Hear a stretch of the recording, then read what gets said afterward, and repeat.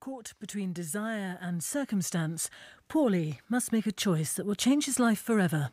In William Trevor's The Hill Bachelors.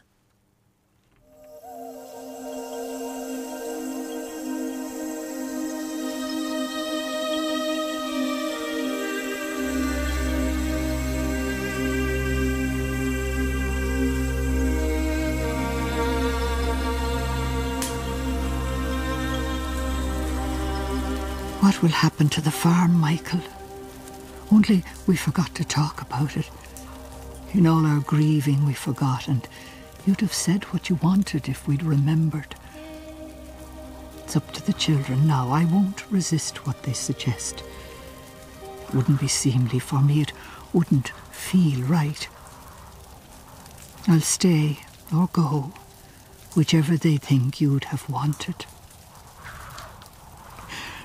I've done with the tears, Michael. There'd be no more. Hello, Polly. How are you? I'm Grace. I brought the key. The what? The key of the little house. It's what they call the place I looked at on account of the size of it. It's small. It couldn't be smaller. But it's dead convenient, and the 2 rooms is plenty. You wouldn't want more. Oh, wait till you see it, Polly. Patsy, maybe we should sit down for another minute. Oh, no, not at all. Come on.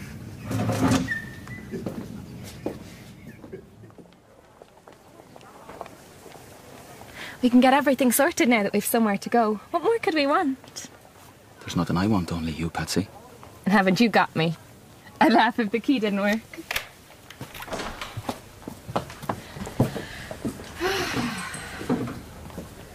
Will you look at the view of the convent? The church behind. Wouldn't it do your heart good to be looking out at that? My father died, Patsy.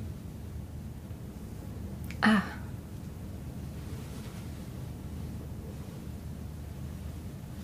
I'm sorry. I'm sorry too. He didn't think much of me, and yet I'll mourn him. He couldn't help the way he saw things.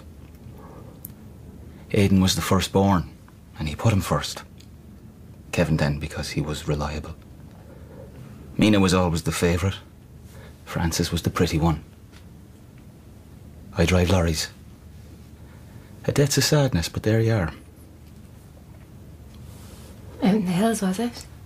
Out in the hills. I'll be gone there a few days for the funeral. What'll happen, Polly? My mother left on her own is what will happen. It's happened already. The farm's remote. She doesn't drive a car. She's 74 years of age. There's nothing for her now in the hills where she's been left. Nothing on the slopes of Sleeve-na-Cush, or in the Yellow Gorse of Lurk, in Clyde's Lakes, or the valleys in Ockree, in Cumpebra, in Drunbeg. What chance will an old woman have struggling among them alone? Your brothers will come for the funeral. They will. Aidan will fly from Boston. Kevin will drive from Carlow. My sisters will leave their children behind, but they'll come themselves. And I'll be there, and we'll talk about our childhood before we scuttled away from those same grey hills ourselves.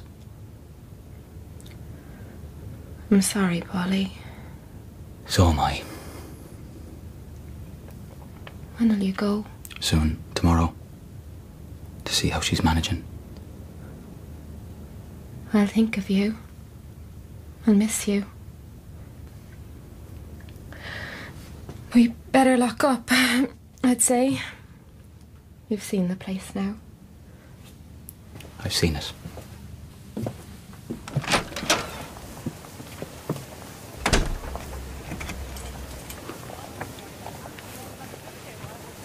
I'll miss you too, you know that.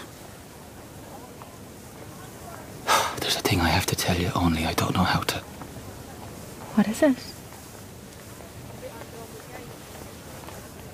They'll want me to have the farm.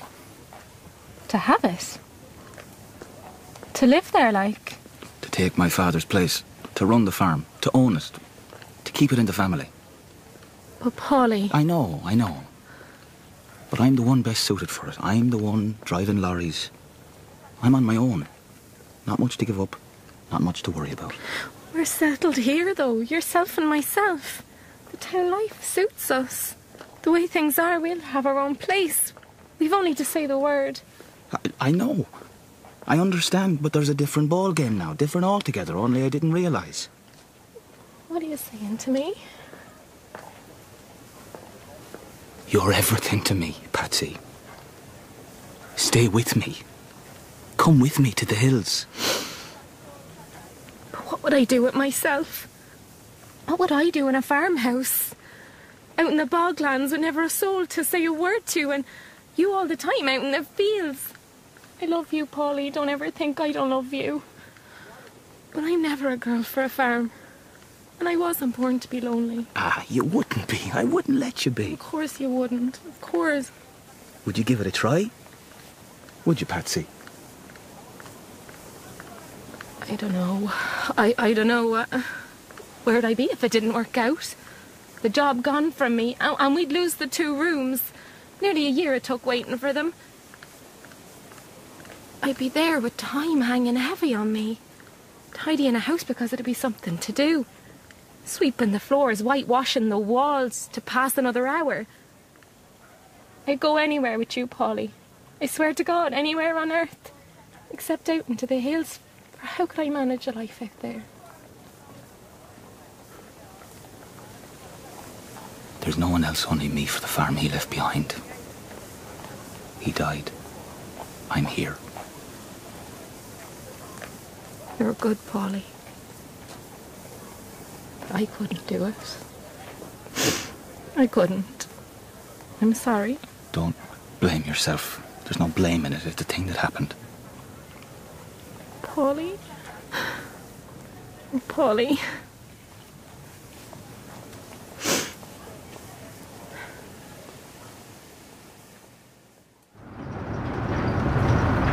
Aslin's Petal, Conlon Stores, the last of McGrath.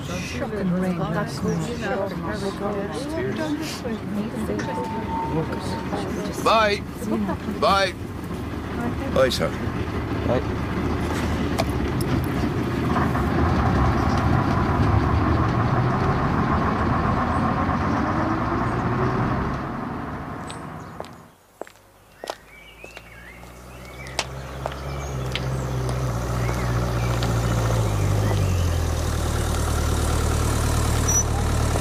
Hiya, Paulie. I'm all right, Mr. Hartigan. How are you doing yourself? Could be better. Couldn't we all? Get in, I'll bring you on. It's out of your way, Mr. Hartigan. Not at all. Get into the car, will you?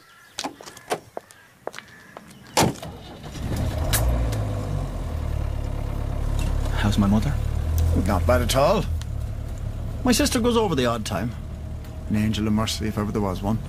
It's very kind of Miss Hartigan. He was out in the big field on Tuesday. I heard. Father Callan got in touch. Do you remember the time himself and myself shifted the hay out of the old barn that had collapsed in the low field? I don't think I do. We used to help one another when there was something that was looking too much for the one of us alone. I remember you did, all right. There was only the last wall of the barn left standing when we finished getting the corrugated off the roof. We done a good job on that, I said. Your father didn't disagree. When we ended for the day, we got into the old Ford I had then. Drove down to the Master McGrath. You'll take what I owe you in half once, he said. We were there for an hour, maybe 2. Sing me, Buckle Boy. Your father's request was after we'd had a few drinks. For I was known in those days for singing, Buckle Boy. Are you still on the lorries, Polly? I am all right. The long-distant lorries a way of life. And it's a time I heard that said. But your experience now, would it be about right? I think it would. We left the one wall standing so the heifers could shelter from the wind or shade from the heat of the sun. You see them still, crouched up against it, out of the reach of the gusts or lying down for a bit of cool. Your father knew what he was doing. He knew his animals, he knew his acres. He had the way of a good farmer. He wasted nothing. Am I right? Oh, you are, Mr. Hartigan. Yep. And on top of that, he'd always have a word for you. He told the story better than any man in the county. And there's no one would say different. We'll miss him in the hills. The way things have fallen out, here it said you'll get the farm. I don't know how it'll be. As is often the way, a bad harvest, kind of a grain of good in it. It's my mother I think about. First time I saw your mammy, she was stretching out sheets over a bush. I was a little leprechaun of a fella, out after her hair, 8 years of age. Yeah. Would she ever have mentioned that to you? I don't think she did. I thought she might have. She was a lovely girl. I'd take the big field off you. No. I'd give you what you'd want for the field. It's not for me to say a thing like that. Nothing's arranged yet. Nothing's fixed. However it'll be, the offer won't go away. I understand. Mr. Hartigan, would you let me down here? No way, and you carrying that bag, I'll take you to where you belong.